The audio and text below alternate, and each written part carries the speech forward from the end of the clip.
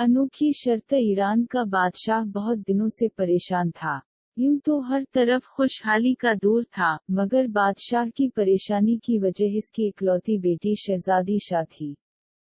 हर बाप की तरह बादशाह भी अपनी बेटी की शादी करके अपने फर्ज से रविश होना चाहता था, लेकिन शहजादी सना ने भी अजीब ऐलान कर रखा था कि जो शख्स इस सवालों के दुरुस्त जवाब देगा वो इससे शादी करेगी।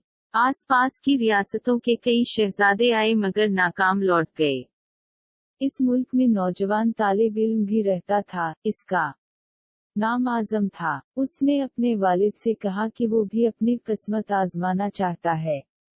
आजम के वालिद उस्ताद थे और कई बरसों से लोगों में इल्म की रोशनी बांट रहे थे। मुल्क फारिस का वज़ीर आजम, बड़े बड़े दरबारी और शहर का काजी भी उनका शागिर्द था।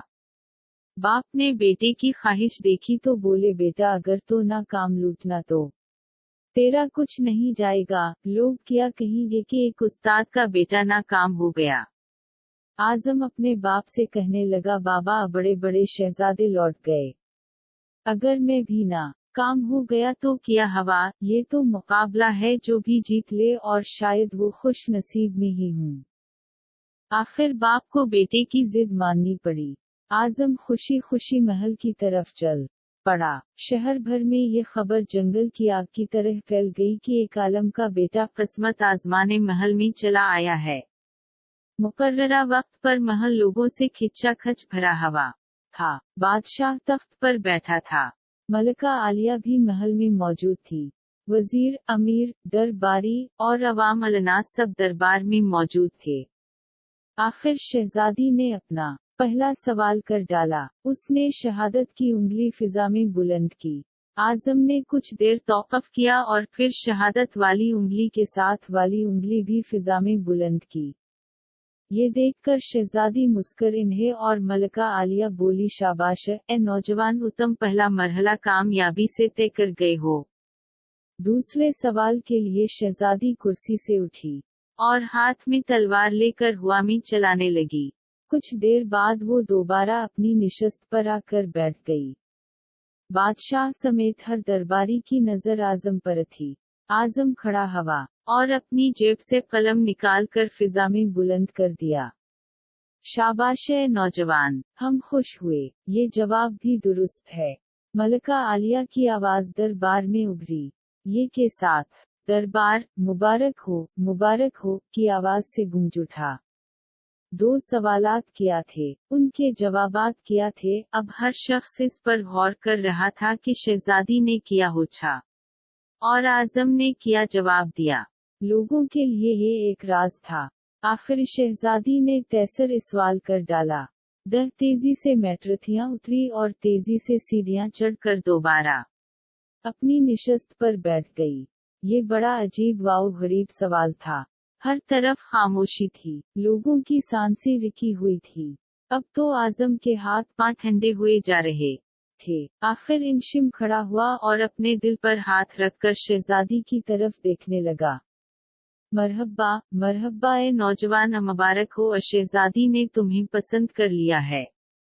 मलका आलिया की आवाज के साथ ये शहजादी शनाशिरमा कर महल के अंदरूनी हिस्से में चली गई और महल मुबारकबाद की आवाज से गूंज उठा। लोग खुशी से झूम रहे थे। दिल में अल्लाह का शुक्र अदा कर रहा था, जिसने इसे ये एजाज बख्शा था। बादशाह ने आजम से पूछा, ये नौजवान अल्लाह आलिया को तो तुमने मुतमईन कर दिया। अब ये बता कि तुमसे क्या पूछा गया था और तुमने क्या जवाब दिया। अगर तुमने एक भी गलत जवाब दिया तो तुम्हारी गर्दन मार दी जाएगी। आजम पर इत्मीनान अंदाज में खड़ा हवा और बोला, बादशाह सलामत। शहजादी ने एक उंगली खड़ी करके पूछा था कि तुम क्या अल्लाह को एक मानते हो। अमी ने दो उंगलियां खड़ी करके जवाब दिया कि अल्लाह और उसके रसूल सल्लल्लाहु अलैहि वसल्लम पर मेरा ईमान अटल है। बहुत खूब, हम खुश हुए। बादशाह ने मुस्कुरा कर कहा। आजम बोला। इसके बाद शहजादी ने तलवार चलाकर पूछा था कि इससे बड़ा कोई हथियार है। मैंने जवाब दिया, हाँ, कलम का वार तलवार के वार से ज्यादा कारगर होता है। माशा अल्लाह नुजुअन उत्तम ने हमारा दिल जीत लिया। तुमने साबित कर दिया कि जावाओ जलाल, दौलत वाओ हशमत के इल्म के सामने कोई हैसियत नहीं। लेकिन तीसरा जवाब। बादशाह ने हौसला अफजाई करते हुए पूछा। आजम ने आसमान की तरफ देखा और कहने लगा, बादशाह। शहजादी दरबार की सीढ़ियां उतरे और चढ़े, करीब पर थक कर बैठ गई। इन्होंने पूछा था कि मैं थिंक चुकी हूँ, लेकिन मेरे जिस्म की एक चीज नहीं थी। मैंने जवाब दिया, दिल, ये पैदाइश से लेकर मौत तक बगैर थके धड़कता रहता है। बादशाह ने आजम को पास बुलाकर गले से लगा लिया और कहा, ए लोगों, गवाह रहना, मैंने हकदार का हक अदा कर दिया है। मेरी बेटी ऐसे शख्स की बीवी बन रही है जिसके पास इल्म की दौलत है, जिसे कोई नहीं चरा सकता है और नामीम कर सकता है।